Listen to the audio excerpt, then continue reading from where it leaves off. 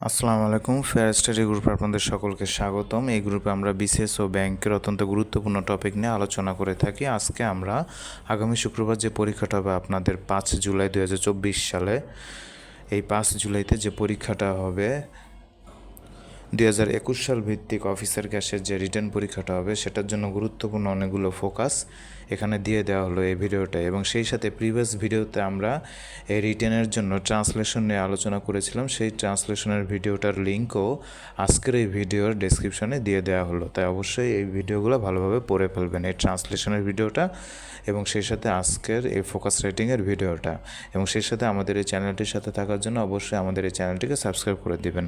ধন্যবাদ আপনাদের সকলকে। Impact of climate change in Bangladesh. To implement the national adaptation plan prepared by the Bangladesh government, we need 230 billion till 2030. We hope that international organizations like the United Nations will help us execute the plan effectively. Environment, Forest and Climate Change Minister. তাহলে পরিবেশ, বন ও জলবায়ু পরিবর্তনের যে মন্ত্রী তিনি বলেছেন যে to implement the national adaptation plan, আমাদের যে জাতীয় অভিযোজন পরিকল্পনা এটা বাস্তবায়নের জন্য বাংলাদেশ সরকারের 2030 সাল পর্যন্ত 230 বিলিয়ন ডলার প্রয়োজন।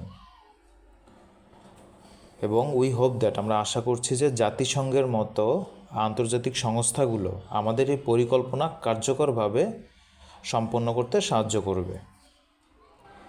Like other countries in the world, অন্যান্য দেশের মতো Bangladesh has also been severely affected by climate change. তাহলে অন্যান্য দেশের মতো বাংলাদেশেও এই যে জলবায়ু পরিবর্তনের বিরূপ প্রভাব পড়েছে।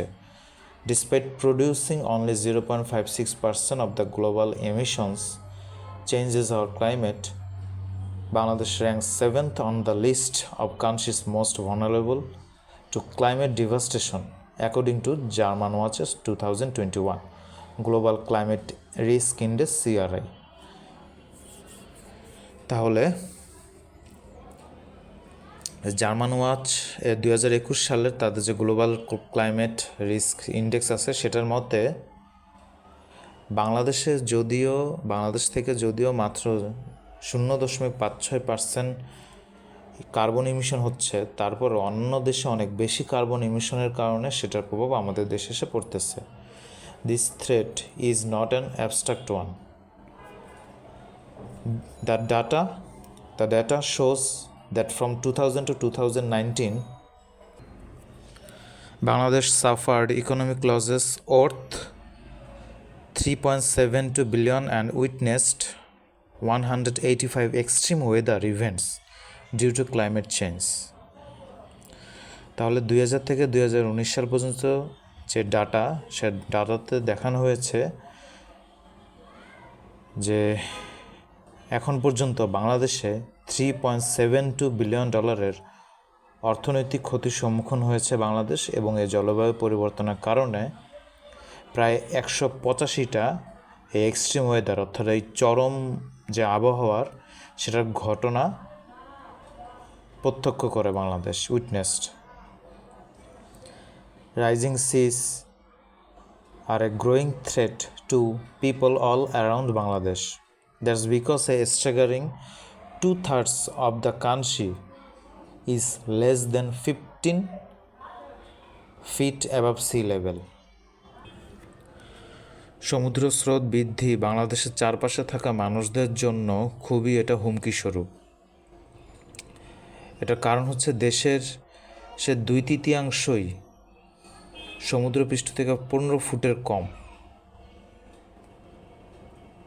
দেশের যে উচ্চতা সেইটা। For reference, the elevation of lower Manhattan in New York city ranges from 7 feet above sea level to a high of 13 feet। এখানে একটা রেফারেন্সে বলা হয়েছে যে নিউ ইয়র্ক সিটির ম্যানহাটনের উচ্চতা সমুদ্রপৃষ্ঠ থেকে 7 ফুট থেকে 13 ফুট পর্যন্ত। And the threat becomes even clearer knowing that about a third of the population of Bangladesh lives by the coast. এবং আরও হুমকি স্বরূপের ব্যাপার হচ্ছে যে বাংলাদেশের উপকূলেই বাংলাদেশের জনসংখ্যার 1/3 লোক বাস করে। It has been estimated that by 2050, 1 in every 7 people in Bangladesh will be displaced by climate change. এটা অনুমান করা যাচ্ছে যে 2050 সালের মধ্যে বাংলাদেশে প্রতি 7 জনের মধ্যে 1 জন মানুষ এই জলবায়ু পরিবর্তনের কারণে বাস্তুচ্যুত হবে। Specially with a projected 19.6 inch 50 centimeter rise in sea level, Bangladesh may lose approximately 11% of its land by then, and up to 18 million people may have to migrate because of sea level rise alone. তাহলে এই সমুদ্রপৃষ্ঠের উচ্চতা 50 centimetre বা 19.6 ইঞ্চি যদি বৃদ্ধি পাওয়ার সাথে সাথে বাংলাদেশ থেকে 11% জমি কমে যাবে, কারণ সেগুলো সমুদ্রের নিচে চলে যাবে। এবং এইটা বৃদ্ধির কারণে শুধুমাত্র এই সমুদ্রপৃষ্ঠের উচ্চতা বৃদ্ধির কারণে 18 মিলিয়ন লোককে স্থানান্তরিত হইতে হবে, মাইগ্রেট হইতে হবে। UNICEF describes around 12 million of the children most affected by the climate change live in and around the powerful river systems which flow through Bangladesh and regularly burst their banks. তাহলে UNICEF কি বলছে? ইউনিসেফের বর্ণনা মতে প্রায় 12 million শিশু প্রতি বছর এই ক্ষতিগ্রস্ত হচ্ছে, কারণ তারা বসবাস করতেছে হচ্ছে এই যে নদীর চারপাশে, নদী ব্যবস্থা যে নদীর চারপাশে তারা বসবাস করতেছে, এবং প্রতিনিয়ত এই যে নদী ভাঙন হচ্ছে এটার কারণে তারা ক্ষতিগ্রস্ত হচ্ছে। The most recent major flooding of the Brahmaputra River in 2017 inundated at least 480 community health clinics and damaged some 50,000 tubewells, essential for meeting communities' safe water needs. তাহলে 2017 সালে ব্রহ্মপুত্র নদে যেই বন্যাটা ঘটে সে বন্যার কারণে 480টা কমিউনিটি হেলথ ক্লিনিক প্লাবিত হয় এবং সেই সাথে 50,000 এই টিউবওয়েল ক্ষতিগ্রস্ত হয়। The bay of Bengal narrows towards its northern shore where it meets the south coast of Bangladesh. তাহলে এই বঙ্গোপসাগরের যে উত্তর উপকূল সেটা আস্তে আস্তে কমে যাচ্ছে, সংকুচিত হচ্ছে, যেখানে এটা বাংলাদেশের দক্ষিণ উপকূলের সাথে আস্তে আস্তে মিলে যাচ্ছে। This funneling can both direct cyclones towards বাংলাদেশের coast and make them more intense. তাহলে এই যে ফানেলিংটা এটা বোথ ডিরেক্ট সাইক্লোন অর্থাৎ ঘূর্ণিঝড়ের উভয় দিকেই, বাংলাদেশের উভয় দিকেই এই ঘূর্ণিঝড়টা আস্তে আস্তে করে আরও এটার বেগ বৃদ্ধি পাবে এবং আরও ইন্টেন্স হবে। Over the last decade on average nearly 7 lakh Bangladeshis are displaced every year by natural disasters according to the internal displacement monitoring centre. তাহলে ইন্টারনাল ডিসপ্লেসমেন্ট মনিটরিং সেন্টারের মতে, অর্থাৎ অভ্যন্তরীণ স্থান চুক্তি পর্যবেক্ষণ যে কেন্দ্র, তাদের তথ্য মতে গত 1 দশকে এই প্রাকৃতিক দুর্যোগে প্রতি বছর গড়ে প্রায় 7 লক্ষ বাংলাদেশি বাস্তুচ্যুত হয়েছে। The annual number spikes during years with powerful cyclones such as following. তাহলে এই শক্তিশালী ঘূর্ণিঝড় যত বেশি হচ্ছে প্রত্যেক বছর তত বার্ষিক সংখ্যাটা এটা বৃদ্ধি পাচ্ছে। যেমন ব্যাক ইন 2007 সালে যখন সিডর হয়েছিল, cyclone Sidr struck the national countries coast with wind speeds of up to 149 miles 240 kilometre per hour, claiming 3,406 lives. So তাহলে 2007 সালে যখন সিডর আঘাত হানে তখন প্রতি ঘন্টায় বাতাসের বেগ ছিল 149 মাইল বা 240 কিলোমিটার, যার ফলে এবং এটা যখন উপকূলে আঘাত হানে এই দেশের তখন 3,406 জন মানুষ প্রাণ হারায়। Just 2 years later, in 2009, Cyclone Aila affected millions of people, claimed the lives of about 119 and left about 2 lakh homeless. তাহলে এর 2 বছর পরে 2009 সালে যখন সাইক্লোন আইলা আঘাত হানে এই বাংলাদেশে তখন প্রায় 190 জন মানুষ প্রাণ হারায় এবং সেই সাথে 2 লক্ষ মানুষ গৃহচ্যুত হয়। In 2016, Cyclone Roanu caused disastrous landslides and submerged villages, leaving thousands homeless, forcing 500,000 people to evacuate and causing 26 fatalities. তাহলে 2016 সালে যে সাইক্লোনটা ঘটছিল সেটার কারণে ভয়ানকভাবে ভূমিধস হয়েছে, ল্যান্ডস্লাইডস মানে ভূমিধস, এবং যে গ্রামগুলো সেগুলো সব নিমজ্জিত হয়ে গেছে পানিতে এবং হাজার হাজার মানুষ গৃহহীন হয়ে পড়ে এবং প্রায় 500,000 অর্থাৎ 500,000 মানুষ 500,000 5 লক্ষ মানুষের মতো 5 লক্ষ মানুষ তখন সেখান থেকে সরে যেতে বাধ্য হয় এবং প্রায় 26 জন মানুষ প্রাণ হারায়। 3 years later, in 2019, Cyclone Bulbul swept through the country, forcing over 2 million people into cyclone shelters. Bulbul spent about 36 hours over Bangladesh, making it one of the longest lasting cyclones the country has faced in recorded history.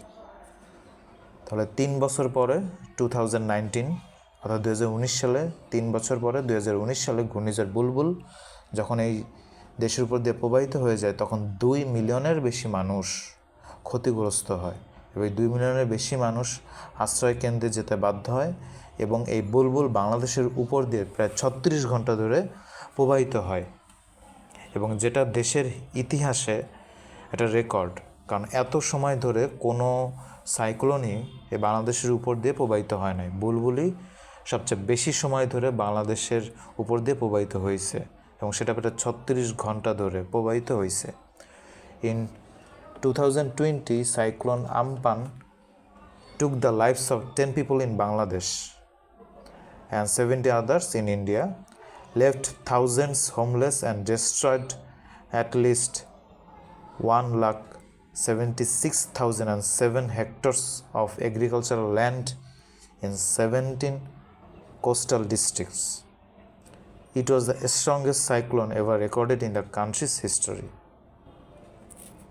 তাহলে 2020 সালে ঘূর্ণিঝড় আমপান বাংলাদেশের উপর দিয়ে যখন প্রবাহিত হয়ে যায় তখন প্রায় 10 জন মানুষ প্রাণ হারায় এবং ভারতে প্রায় 70 জন মানুষ এবং বাংলাদেশে হাজার হাজার মানুষ গৃহহীন হয়ে পড়ে এবং 17টা উপকূলীয় জেলায় কমপক্ষে 1,76,007 হেক্টর কৃষি জমি ধ্বংসপ্রাপ্ত হয় এবং এটা দেশের ইতিহাসে রেকর্ড করা সবচেয়ে শক্তিশালী ঘূর্ণিঝড় এটা, এবং দেশের ইতিহাসে রেকর্ড করা সবচেয়ে দীর্ঘস্থায়ী ঘূর্ণিঝড় যদি বলা হয় সেটা হলো বুলবুল, কিন্তু সবচেয়ে বড় ঘূর্ণিঝড় হলো আমপান।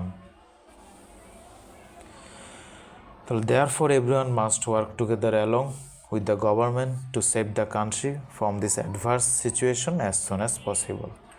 তাই যত দ্রুত সম্ভব এই দেশকে এই বিরূপ পরিস্থিতির হাত থেকে বাঁচানোর জন্য সরকারের পাশাপাশি সকল শ্রেণীর সকল অর্গানাইজেশনের সকল লোককে ঐক্যবদ্ধ হয়ে কাজ করতে হবে।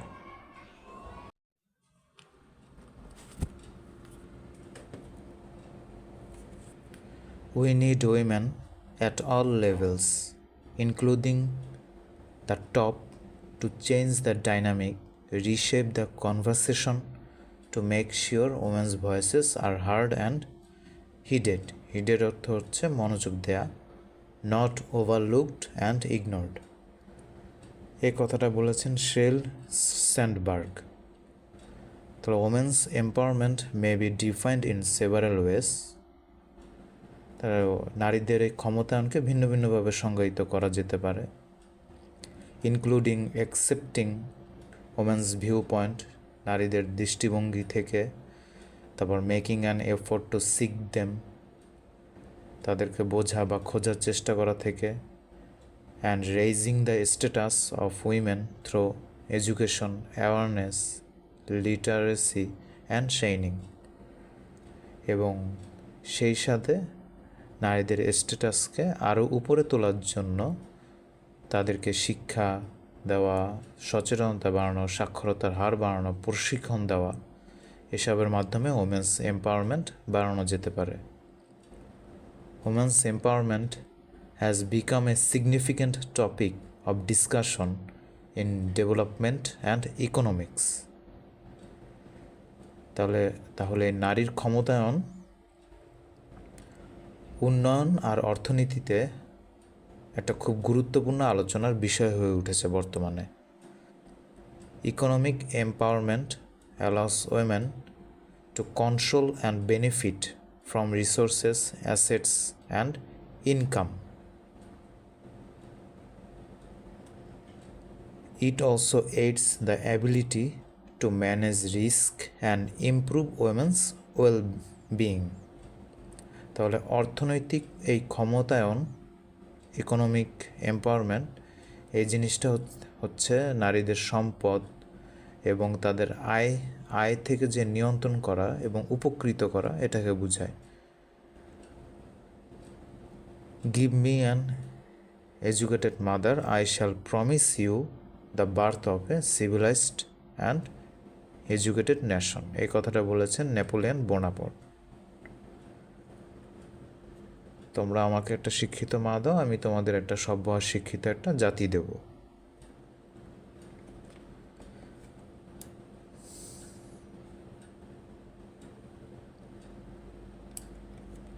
Empowerment happens by removing constraints that impede women's and girls' ability to determine and realize their goals. তাহলে এই সীমাবদ্ধতাগুলোকে দূর করার মাধ্যমে একজন নারীর ক্ষমতায়ন ঘটবে এবং সেই সাথে তাদের জন্য কিছু লক্ষ্য নির্ধারণ করতে হবে। These constraints can be classified into 3 pillars. তাহলে এটাকে 3 ভাগে ভাগ করা যায়, 3টা স্তম্ভে। Agency, the capacity of goal, তাহলে লক্ষ্য নির্ধারণ করতে হবে। Goal setting and follow through, indicative of their level of self esteem, self efficacy, তাদের স্বকার্যকারিতা, আর হচ্ছে সেলফ এস্টিম, তাদের আত্মসম্মানবোধ। এই 3 ভাগে ভাগ করা যায়। রিসোর্সেস, দ্য ইনপুট, তো রিসোর্সের মধ্যে কি কি আছে? ক্যাপিটাল, অ্যাসেট, টুল, ইনফরমেশন। তো মূলধন আছে, সম্পদ আছে, অ্যাসেট হলো সম্পদ, টুল আর হলো information.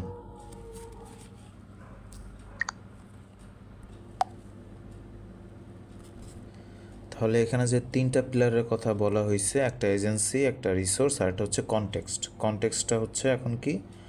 An enabling environment for equitable decision making including institutions and social arrangements. তাহলে এটা কি? আপনার এটা সক্ষমতা বাড়াতে হবে। কিসের সক্ষমতা বাড়াতে হবে? প্রতিষ্ঠান এবং যে সামাজিক ব্যবস্থা আছে সেটার ন্যায়সঙ্গত সিদ্ধান্ত নিতে হবে। ন্যায়সঙ্গত সিদ্ধান্তের মাধ্যমে একটা সুষ্ঠু এবং সক্ষমতা পরিপূর্ণ একটা পরিবেশ তৈরি করতে হবে। According to United Nations Development Programme UNDP, to increase the participation of women in politics. তাহলে UNDP বলছে পলিটিক্সে ওমেনদের পার্টিসিপেশন বাড়ানোর জন্য কিছু উদ্যোগ তারা নিয়েছে। সেই উদ্যোগগুলোর মধ্যে 3টে উদ্যোগ এখানে দেওয়া হলো। Incorporating a statement on gender equality into policy, আর এটা হলো having a quota for women's involvement and election. এটা হচ্ছে establishing goals for female representation. তাহলে মহিলা প্রতিনিধিত্বের জন্য একটা লক্ষ্য স্থাপন করতে হবে এবং হচ্ছে মহিলাদের জন্য, ওমেনদের জন্য আপনার কোটার সিস্টেম থাকতে হবে এবং লিঙ্গ সমতার ব্যাপারেও কনসেন্ট্রেট করতে হবে। According to the data of Bangladesh Bureau of Statistics, 7.2% of women are in service sector. That means 3.7 million women are working in the service sector. তাহলে বাংলাদেশের পরিসংখ্যান ব্যুরোর তথ্য অনুযায়ী সেবা খাতে 7.2% নারী বর্তমানে কাজ করছেন। অর্থাৎ তাহলে সেটাকে সংখ্যায় বলতে গেলে প্রায় 37 লক্ষ নারী। 3.7 মিলিয়ন মানে 37 লক্ষ নারী সেবা খাতে বর্তমানে কাজ করছেন পরিসংখ্যান ব্যুরোর তথ্য অনুযায়ী। Bangladesh is in the first position regarding women empowerment in South Asia, আর হলো 59th position in the world. তো পৃথিবীতে বাংলাদেশের নারীর ক্ষমতায়নে বাংলাদেশের অবস্থান হচ্ছে বিশ্বে 59তম, আর দক্ষিণ এশিয়ায় বাংলাদেশ প্রথম। Women empowerment is a must for successful achievement of the sustainable development goals, as women are the most important drivers of transformation. এটি বলেছেন আমাদের honourable prime minister Sheikh Hasina. তাহলে তিনি কি বলেছেন? এই যে টেকসই উন্নয়নের যে লক্ষ্যমাত্রা, সাস্টেনেবল গোলস সেটাকে সফলভাবে অর্জন করতে হলে অবশ্যই আমাদের নারীদেরকে কাজে লাগাতে হবে। তাদের এই ক্ষমতায়ন যাতে সফলভাবে অর্জিত হয় সেই ব্যাপারে লক্ষ্য রাখতে হবে, তাহলেই আমাদের এই টেকসই উন্নয়ন লক্ষ্যমাত্রা সফল হবে।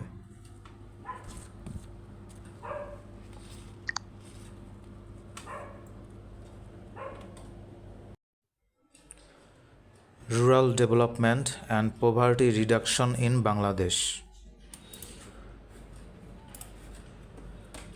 The rural economy in Bangladesh has powerfully advanced economic growth and substantially reduced poverty, especially since 2000.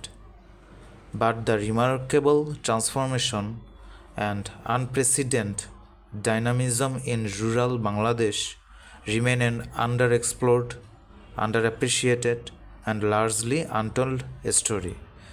2000 সাল পর্যন্ত বাংলাদেশের এই গ্রামীণ অর্থনীতি খুব শক্তিশালীভাবে অগ্রসর হয়েছে সামনের দিকে, এবং সেই সাথে বাংলাদেশের এই যে দারিদ্রতা সেটাও অনেকাংশে হ্রাস পেয়েছে। হ্রাস পাওয়ার পরেও বর্তমানে এখনও আরও অনেক গ্রামীণ অর্থনীতিতে আরও অনেক ফোকাস করতে হবে এবং সেই সাথে দারিদ্র আরও কমানোর চেষ্টা করতে হবে। Dynamics of rural growth in Bangladesh, sustaining poverty reduction tells that story and inquires what specific actions Bangladesh might take, given the residual poverty and persistent malnutrition, to accelerate and channel its rural dynamism to sustain the gains in eliminating poverty, achieving shared prosperity, and advancing national aspiration to achieve middle income status. তাহলে বাংলাদেশকে মধ্যমায়ের দেশে উন্নীত করার জন্য অবশ্যই এই দারিদ্র দূরীকরণ করতে হবে এবং সেই সাথে বাংলাদেশের গ্রামীণ অর্থনীতিকে আরও শক্তিশালী করতে হবে, এবং সেজন্য বাংলাদেশকে আরও অনেকগুলো গুরুত্বপূর্ণ পদক্ষেপ নিতে হবে। কারণ এই দারিদ্র দূরীকরণের সাথে যুক্ত আছে এই যে দারিদ্র জনগোষ্ঠী তারা অপুষ্টিতে ভুগতেছে, সেটাও দূর করতে হবে। According to World Bank, more than 33 million Bangladeshi people have been lifted out of poverty since 2000. তাহলে বিশ্ব ব্যাংকের মধ্যে 2000 সাল থেকে এখন পর্যন্ত প্রায় 3,30,00,000 বাংলাদেশি এই দারিদ্রতার হাত থেকে মুক্তি পেয়েছে। Bangladesh is a relatively young country, having gained independence a little over 50 years ago. Despite its youth, however, the country has made exceptional strides in reducing poverty and boosting shared prosperity over the last 5 decades. World bank এই কথাটা the world bank বলেছে। তো world bank বলেছে যে বাংলাদেশ মাত্র 50 বছর হয়েছে স্বাধীনতার, কিন্তু তারপরেও বাংলাদেশ এই যে পোভার্টি রিডাকশনে, দারিদ্রতা দূরীকরণে বাংলাদেশ গত 5টা দশকে খুবই গুরুত্বপূর্ণ ভূমিকা রেখেছে। Bangladesh has made impressive progress in reducing poverty. তো দারিদ্র্য নিরসনে বাংলাদেশ খুবই উল্লেখযোগ্য ভূমিকা রেখেছে। In 1972 poverty rate was 88%। 1972 সালে দারিদ্রতার হার ছিল 88%, বাট নাও ইটস 18.7%। বর্তমানে এটা 18.7%। এবং যে চরম দারিদ্র্যের হার সেটা বর্তমানে আরও কম। From 1972 to 2023 poverty rate keeps falling. তাহলে 1972 সাল থেকে 2023 সাল পর্যন্ত দারিদ্র্যের হার দিন দিন কমেই যাচ্ছে। রুরাল ডেভেলপমেন্ট প্লেস এ কি রোল ইন পোভার্টি এলিভেশন। তাহলে এই গ্রামীণ উন্নয়ন দারিদ্র্য বিমোচনে মুখ্য ভূমিকা এক্ষেত্রে পালন করতেছে। সাস্টেনেবল ডেভেলপমেন্ট গোল এসডিজি যে 1 নম্বর যে রুলটা আছে সেখানে বলা আছে ending poverty in all it's form everywhere. সর্বত্র পৃথিবীর সব জায়গা থেকে পোভার্টিকে দূরীকরণ করতে হবে, দারিদ্রতাকে দূর করতে হবে। is said to be the most ambitious goal of the 2030 agenda. Bangladesh has committed itself to achieve the SDGs. তাহলে বাংলাদেশ সর্বোচ্চ চেষ্টা করতেছে তাদের এই এসডিজি এর গোলটা পূরণ করার জন্য। At present more than 3.3 million Bangladeshis live in extreme poverty. তাহলে বর্তমানে 3.3 মিলিয়নের বেশি মানুষ, অর্থাৎ প্রায় 33 লক্ষ মানুষ চরম দারিদ্র্যের মধ্যে বসবাস করতেছে। তাহলে এই চরম দারিদ্র্য দূর করার জন্য কিছু পদক্ষেপ নিতে হবে। চরম দারিদ্র্য, এই সকল চরম দারিদ্র্যের কারণগুলো কী কী সেটা ফার্স্টে উল্লেখ করতে হবে। ল্যাক অফ এডুকেশনাল নলেজ, শিক্ষাগত জ্ঞানের অভাব, lack of female education, high population growth, rising commodity prices, পণ্যের দাম বৃদ্ধি, আনইকুয়াল ডিস্ট্রিবিউশন অফ ওয়েলথ, সম্পদের অসম বন্টন হচ্ছে, আন্ডার ডেভেলপড এগ্রিকালচারাল সিস্টেম, এই যে অনুন্নত কৃষি ব্যবস্থা, ইনক্রিজিং আনএমপ্লয়মেন্ট প্রবলেম, বেকারত্বের সমস্যা বাড়তেছে। এইসব কারণেই হচ্ছে এই দারিদ্রতা বাড়ছে। তাহলে যে সকল পদক্ষেপ নিতে হবে, যে সকল পদক্ষেপের মাধ্যমে বাংলাদেশের এই দারিদ্রতা দূর করা যাবে, some ways to eradicate poverty in Bangladesh, সে সকল পদক্ষেপগুলো হচ্ছে ইউজ অফ ন্যাচারাল রিসোর্সেস, প্রাকৃতিক সম্পদের ব্যবহার বাড়াতে হবে, কন্ট্রোল পপুলেশন গ্রোথ, জনসংখ্যা বৃদ্ধি নিয়ন্ত্রণ করতে হবে, সলিউশন টু আনএমপ্লয়মেন্ট প্রবলেম, বেকারত্বের সমস্যার সমাধান করতে হবে, ইমপ্রুভমেন্ট অফ রুরাল এডুকেশন, গ্রামীণ যে শিক্ষা ব্যবস্থা সেটার ইমপ্রুভ করতে হবে, higher participation rate of women in education system, শিক্ষা ব্যবস্থায় যাতে নারীদের অংশগ্রহণ দিন দিন যাতে বাড়ে সেই দিকে খেয়াল রাখতে হবে, ইন্ডাস্ট্রিয়াল ডেভেলপমেন্ট করতে হবে, এলিমিনেশন অফ করাপশন করতে হবে, দুর্নীতি দূরীকরণ করতে হবে, farmers should get proper wages, কৃষকরা যাতে তাদের উপযুক্ত মজুরি পায় সেই দিকেও খেয়াল রাখতে হবে, প্রভিশন অফ টেকনিক্যাল এডুকেশন এবং কারিগরি শিক্ষারও ব্যবস্থা করতে হবে। অবশেষে নেলসন ম্যান্ডেলার একটা গুরুত্বপূর্ণ উক্তি লিখলেই হবে, overcoming poverty is not a gesture of charity, it is an act of justice, it is the protection of a fundamental human right, the right two dignity and dissent life. তাহলে এই overcoming poverty, যে পোভার্টিকে কাটিয়ে ওঠা, এটা কোনো কোনো gesture না, কোনো কোনো দাতব্যের বিষয় না। It is an act of justice. এটা একটা ন্যায় বিচারের মতো কাজ। It is the protection of a fundamental human rights. এটি মানুষের মৌলিক অধিকারকে এবং ডিগনিটিকে, মর্যাদার অধিকারকে এবং ডিসেন্ট লাইফকে সংরক্ষণ করে।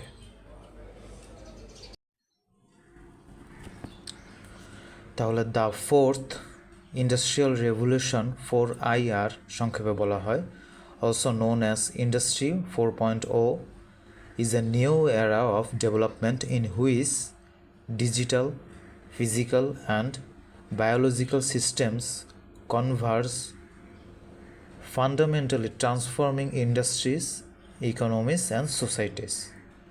তাহলে এখানে কি বলা হয়েছে? চতুর্থ শিল্প বিপ্লব 4IR, যা ইন্ডাস্ট্রি 4.0 নামে পরিচিত, ইজ এ নিউ এরা of development.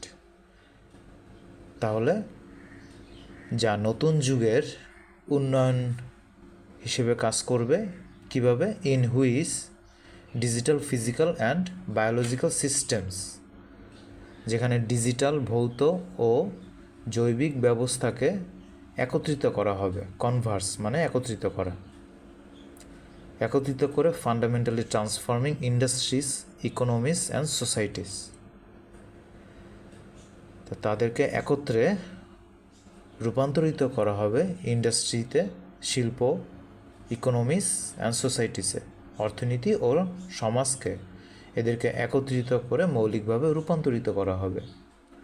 The more we think about how to harness the technology revolution, এই প্রযুক্তির বিপ্লবকে কিভাবে আমরা কাজে লাগাবো এ সম্পর্কে আমরা যত বেশি চিন্তা করব, the more we will examine ourselves, তত বেশি আমরা নিজেদেরকে পরীক্ষা নিরীক্ষা করতে পারবো। And underlying social models and this technologies embody and enable, and the more we will have the opportunity to shape the revolution in a manner that improves the state of the world. এটা ক্লন স্কাভের হলো একটা উক্তি, the fourth industrial revolution, তার যে বই আছে সে বই থেকে এই উক্তিটা নেওয়া হয়েছে।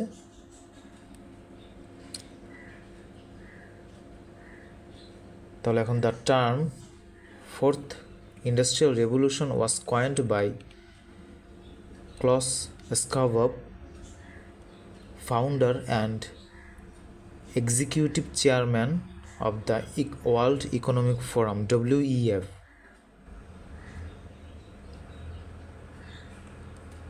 তাহলে এই ওয়ার্ল্ড ইকোনমিক ফোরামের প্রতিষ্ঠাতা আর নির্বাহী যে চেয়ারম্যান, তিনি এই যে ক্লাউস শোয়াব, স্কাওয়াব বা শোয়াব যে কোনোভাবে উচ্চারণ করা যায়,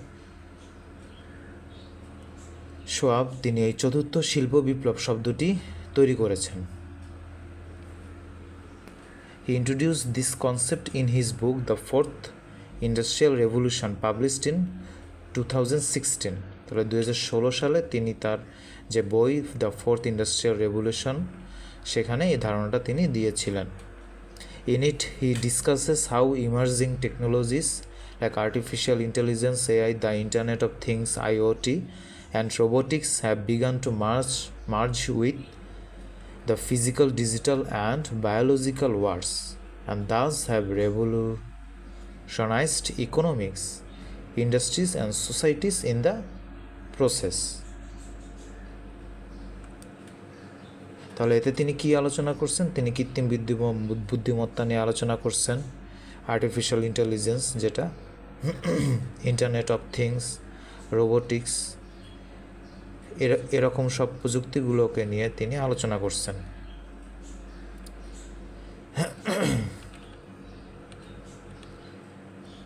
The implementation of digital Bangladesh over the past 13 years has strengthened the foundation of digital Bangladesh. গত 13 বছরে ডিজিটাল বাংলাদেশ বাস্তবায়ন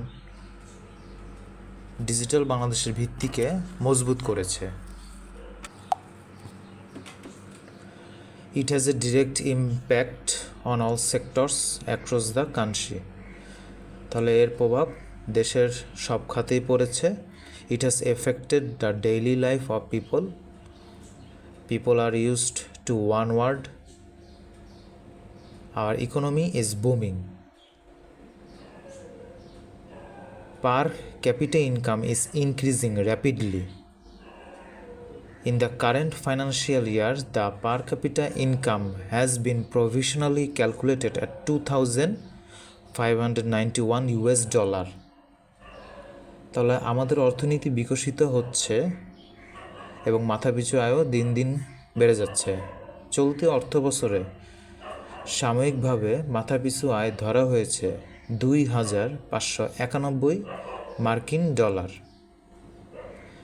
The export revenue in the ICT sector is $1.3 billion annually.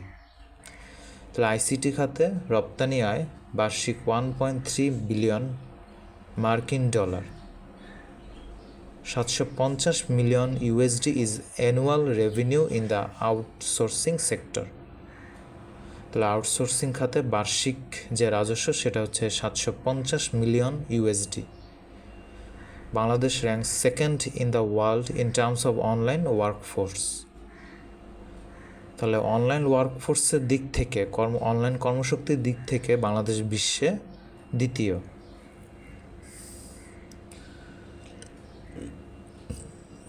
The number of financing is about 6.5 lakh. তাহলে যার সংখ্যা প্রায় 6.5 lakh. Direct employment in high-tech park is about 21,000. তাহলে hi tech পার্কে সরাসরি যে কর্মসংস্থানের পরিমাণ সেটা হচ্ছে 21,000। The government plans to transform itself into a wealthy country with a per capita income $15,000 by 2041, as well as empowering people equally. তাহলে সরকার কি চেষ্টা করতেছে 2041 সালের মধ্যে যাতে প্রত্যেকের ইনকাম যাতে মিনিমাম $15,000 মাথাপিছু যাতে হয়। এই দেশকে একটা ওয়েলদি কান্ট্রিতে রূপান্তর করার জন্য সরকার এই চেষ্টা করতেছে, অর্থাৎ ধনী দেশে পরিণত করার জন্য। In order to implement this plan, এই প্ল্যান বাস্তবায়নের জন্য all the concerned parties have been explained their responsibilities. তাহলে যত পক্ষ আছে, যত সংশ্লিষ্ট পক্ষ আছে তাদের সবাইকে তাদের দায়িত্ব বুঝিয়ে দেওয়া হয়েছে। Everyone is trying to implement this plan, সবাই এই প্ল্যান বাস্তবায়ন করার চেষ্টা করছে। If this plan is implemented, the GDP of Bangladesh will be $6 trillion in 2041। যদি এই প্ল্যান বাস্তবায়িত হয় তাহলে বাংলাদেশের জিডিপি 2041 সালের মধ্যে $6 trillion পৌঁছাবে। Bangladesh ranks 93 in terms of size and 8th in terms of population. তাহলে it is not very easy to plan the development of such a populous country and implement it. তাহলে এরকম একটা জনবহুল একটা দেশে এরকম একটা কাজ বাস্তবায়ন করা খুব একটা সহজ কাজ নয়। However, our Honorable Prime Minister Sheikh Hasina undertook this difficult task 13 years ago. কিন্তু যাই হোক 13 বছর আগে আমাদের এই মাননীয় প্রধানমন্ত্রী শেখ হাসিনা এই কঠিন কাজটি তিনি হাতে নিয়েছেন। She had announced the roadmap for the development of the life and livelihood of the people of the country through the implementation of Digital Bangladesh. তাহলে তিনি ডিজিটাল বাংলাদেশ বাস্তবায়নের মাধ্যমে দেশের মানুষের জীবন জীবিকার উন্নয়নের যে রোডম্যাপ সেটা তিনি ঘোষণা করেছিলেন। Since then, digital Education has continuously expanded. Many developed countries of the world have not even thought about the launch of 5G. However, 5G has already been launched in Bangladesh. তাহলে বাংলাদেশে already digital শিক্ষা শুরু হয়ে গেছে। Digital শিক্ষার যে ব্যবস্থা, digital শিক্ষা ব্যবস্থা বিশ্বের অনেক উন্নত দেশে এখনও 5G চালু করার চিন্তাভাবনাও করেনি, সেই জায়গায় বাংলাদেশ অলরেডি 5G লঞ্চ করে দিয়েছে। Many institutions in Bangladesh are already running their operations with the help of artificial intelligence. তাহলে বাংলাদেশে অনেক প্রতিষ্ঠান ইতোমধ্যেই এই কৃত্রিম বুদ্ধিমত্তার সাহায্যে তাদের কার্যক্রম শুরু করে দিয়েছে আর পরিচালনা করছে। City Bank jointly started micro loan disbursement program with bKash. তাহলে সিটি ব্যাংক বিকাশের সাহায্যে যৌথভাবে ক্ষুদ্র ঋণ বিতরণ কার্যক্রম শুরু করেছে। The help of artificial intelligence has been taken in providing this loan. তাহলে এই আর্টিফিশিয়াল ইন্টেলিজেন্সের সাহায্যের মাধ্যমে তারা এখন থেকে লোন সরবরাহ করতে পারবে। That is if a bKash account holder applies for a loan using the bKash app, যদি যাদের বিকাশ অ্যাকাউন্ট আছে তারা যদি তাদের বিকাশ অ্যাপ থেকে যদি লোন চায়, টাকা ধার চায়, city bank will grant the loan automatically with the help of artificial intelligence. তাহলে সিটি ব্যাংক সেটা অটোমেটিক্যালি স্বয়ংক্রিয়ভাবেই তাদের আর্টিফিশিয়াল ইন্টেলিজেন্সের সাহায্যেই সেই লোন গ্র্যান্ট করবে। This loan is available as soon as the application is made. যখনই অ্যাপ্লিকেশন করা হবে যখনই আবেদন করা হবে তখনই এই ঋণ দিয়ে দেওয়া হবে। তাহলে no collateral or documents are required, কোনো ধরনের ডকুমেন্টসের দরকার নাই এটার জন্য। Bank has no loan processing fee. তাহলে ব্যাংকের এই কোনো ঋণ প্রক্রিয়াকরণ ফিও নেই, এটা করতে কোনো ফিও লাগবে না এই প্রসেসের জন্য। Loans are collected on monthly basis from bKash account balance. BKash অ্যাকাউন্টে যে ব্যালেন্স থাকবে সে ব্যালেন্স থেকে মান্থলি একটা নির্দিষ্ট পরিমাণ করে টাকা কেটে রাখা হবে। Interest rates are also affordable. যেই ইন্টারেস্ট রেটটা থাকবে এখানে, সুদের যে হারটা সেটাও সাশ্রয়ী হার থাকবে। Customers are getting this facility 365 days 24 hours। তাহলে কাস্টমার এই সুবিধাটা 365 দিন 24 ঘন্টায় তারা পাবে এই সুবিধা। It is a ground breaking activity in the banking sector. Banking সেক্টরে এটা খুবই একটা যুগান্তকারী কার্যকলাপ। যদি পরীক্ষাতে আসে ব্যাংকিং সেক্টরে বাংলাদেশে কিভাবে ফোর্থ ইন্ডাস্ট্রিয়াল রেভলিউশন প্রভাব ফেলেছে, তখন এই প্যারাটা খুবই গুরুত্বপূর্ণ হবে। এই প্যারাটা তখন লিখতেই হবে পরীক্ষায়। Also the uses of robots in garment factories has started long ago. Garment ফ্যাক্টরিতেও এই রোবটের ব্যবহার অনেক আগে থেকে শুরু হয়েছে। Robotic technology is being used to assemble refrigerator compressor at the Walton factory. Walton factory already তাদের যে রেফ্রিজারেটর কম্প্রেসর আছে সেখানে তারা এই রোবোটিক সিস্টেম অলরেডি অ্যাপ্লাই করে ফেলছে। ICDDRB has launched a state of the artificial intelligence based method of diagnosing diabetic retinopathy with teleophthalmology technology called Kara. তাহলে ICDDRB তারা কারা নামে একটা টেকনোলজি চালু করছে কাদের জন্য, যাদের ডায়াবেটিক রেটিনোপ্যাথি আছে সেটা নির্ণয়ের জন্য একটা অত্যাধুনিক কৃত্রিম বুদ্ধিমত্তা ভিত্তিক একটা পদ্ধতি তারা চালু করছে। The fourth industrial revolution will have the greatest impact on the job market. Job মার্কেটেও এই ফোর্থ ইন্ডাস্ট্রিয়াল রেভলিউশনের অনেক বড় প্রভাব ফেলবে। As a result of automation তাহলে অটোমেশনের ফলে industrial factories will become machine dependent. ইন্ডাস্ট্রিতে যত ফ্যাক্টরি আছে সেগুলো সব মেশিনের উপর নির্ভরশীল হয়ে পড়বে। On the other hand unskilled and low skilled workers in the traditional labour market will lose there jobs. তাহলে এই যে অদক্ষ এবং স্বল্পদক্ষ যে শ্রমিকরা আছে তারা তাদের চাকরিটা হারাবে।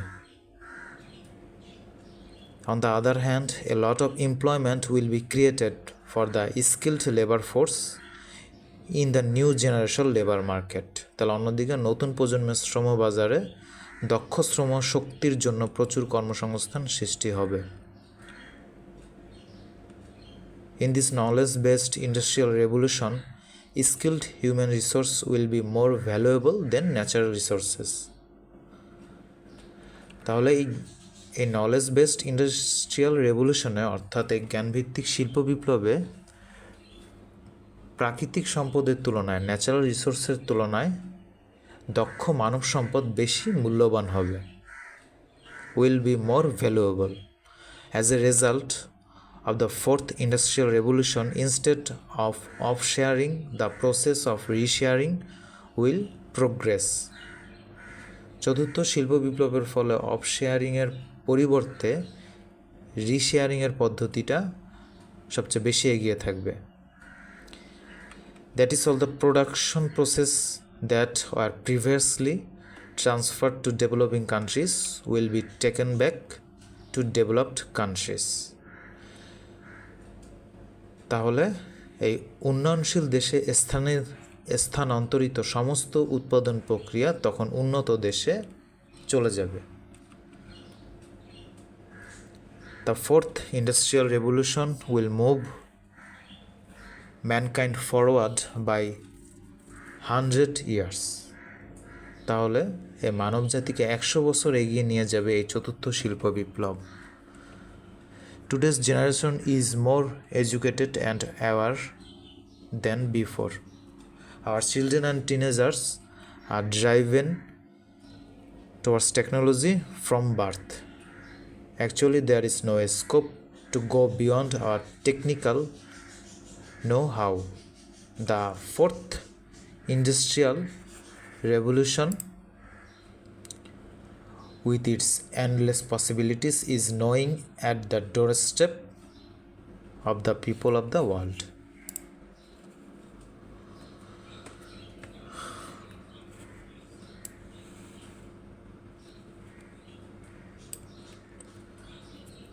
তাহলে আজকের এই যে প্রজন্ম সেটা আমাদের থেকে অনেক বেশি শিক্ষিত, আগের থেকে অনেক বেশি শিক্ষিত এবং সচেতন। এবং কারণ বর্তমান যুগের যে শিশু কিশোররা আছে তারা জন্মের পর থেকেই এই প্রযুক্তির সাথে যুক্ত থাকে এবং তাদের প্রযুক্তিগত জ্ঞান যার ফলে অনেক বেশি হয়ে ওঠে। এবং এই চতুর্থ শিল্প বিপ্লবের ফলে অফুরন্ত সম্ভাবনা সৃষ্টি হচ্ছে এই বিশ্বের মানুষের কাছে। at the doorstep of the people of the world.